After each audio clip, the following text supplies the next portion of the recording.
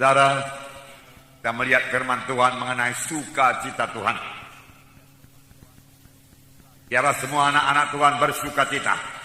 Amin, saudara. Tuhan mengendaki anak-anaknya bersukacita. Dalam 1 Tesalonika 5 ayat 16 dikatakan bersukacitalah senantiasa.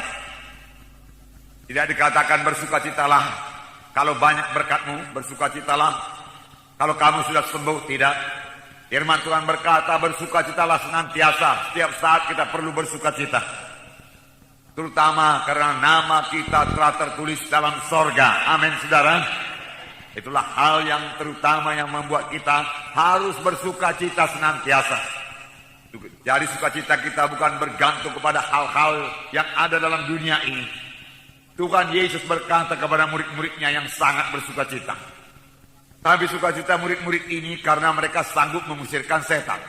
Mereka sudah memberitakan Injil. Memang pantas juga kita bersukacita kalau kita sudah mengusirkan setan, apalagi sudah selesai memberitakan Injil. Tetapi Tuhan mengajari murid-muridnya lebih dalam mengenai sukacita. Tuhan Yesus berkata, janganlah kamu bersukacita karena setan-setan takluk kepadamu dalam namaku. Tetapi bersukacitalah kamu karena namamu tertulis di dalam sorga. Bersukacitalah kamu karena nama saudara tertulis di dalam sorga. Haleluya, haleluya. Nama saya tertulis dalam sorga.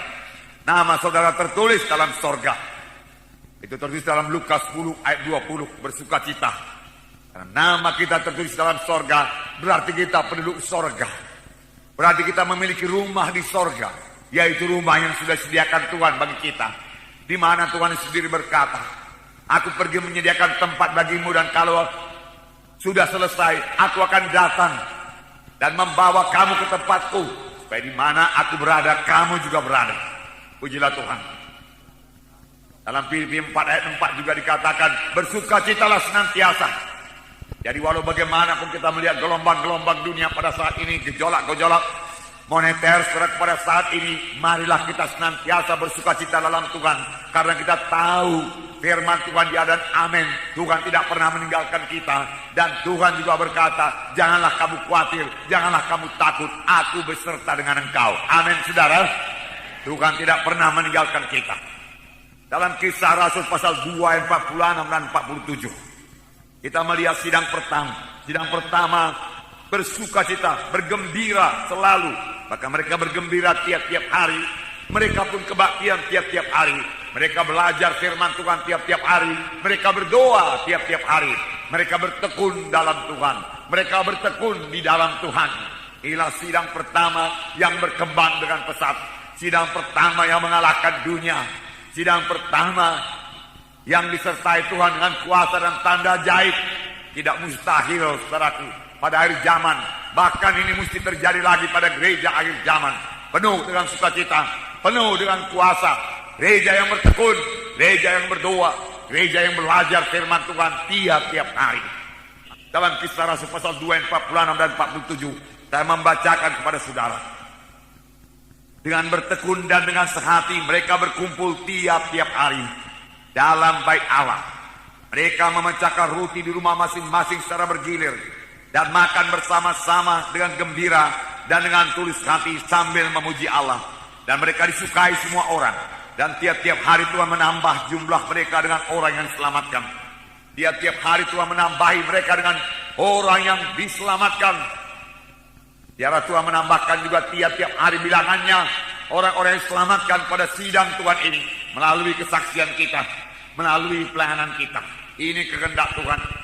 Sidang pertama bahkan pada mulanya, saudaraku, mereka tidak begitu dikenal, tetapi mereka bersaksi.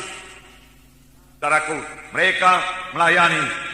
Dan saudaraku, kuasa Tuhan dinyatakan, saudaraku, dalam pelayanan mereka, saudaraku. Saudaraku yang kekasih dalam nama Yesus. Firman Tuhan berkata di sini, dengan bertekun dan dengan sehati mereka berkumpul tiap-tiap hari dalam bait Allah. Mereka memecahkan roti di rumah masing-masing secara bergilir dan makan bersama-sama dengan gembira dan dengan tulus hati. Ada dua perkataan di sini, mari kita perhatikan. Perhatikanlah perkataan yang pertama, bertekun. Bertekun. Mereka bertekun dalam kebaktian. Mereka kebaktian tiap-tiap hari, bukan hanya tiap-tiap minggu. Mereka bertekun. Perkataan bertekun sangat penting bagi anak-anak Tuhan. Dengan bertekun anak-anak Tuhan menang. Firman Tuhan memang berkata, mintalah maka akan diberikan kepadamu. Carilah maka kamu akan mendapat. Ketuklah pintu maka pintu akan dibukakan bagimu. Semua ini mengenai doa. Tetapi saudaraku, maksud yang sebenarnya, ketuklah terus menerus. Mintalah terus menerus. Bukan sekali saja minta. Mintalah terus menerus. Mintalah dari hari ke hari. Mintalah dengan bertekun. Maka itu akan diberikan kepadamu. Ada banyak anak-anak Tuhan sekali minta, tidak dapat dari Tuhan. Lalu dia berhenti berdoa. Firman Tuhan berkata, bertekunlah di dalam doa. Bertekun artinya tidak mau menyerah. Bertekun artinya terus menerus. Bertekun. Jadi sidang pertama bertekun dalam pengajaran rasul-rasul. Bertekun dalam doa. Bertekun dalam kebaktian tiap-tiap hari. Bertekun. Memang harus bertekun. Minta juga harus bertekun. Kebaktian juga harus bertekun. Ini hukum kerajaan sorga. Yaitu yang bertekun itulah yang menang.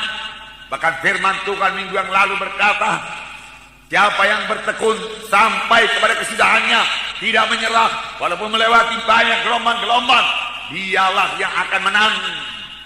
Yang bertekun itulah yang akan menang. Firman Tuhan ya dan amin.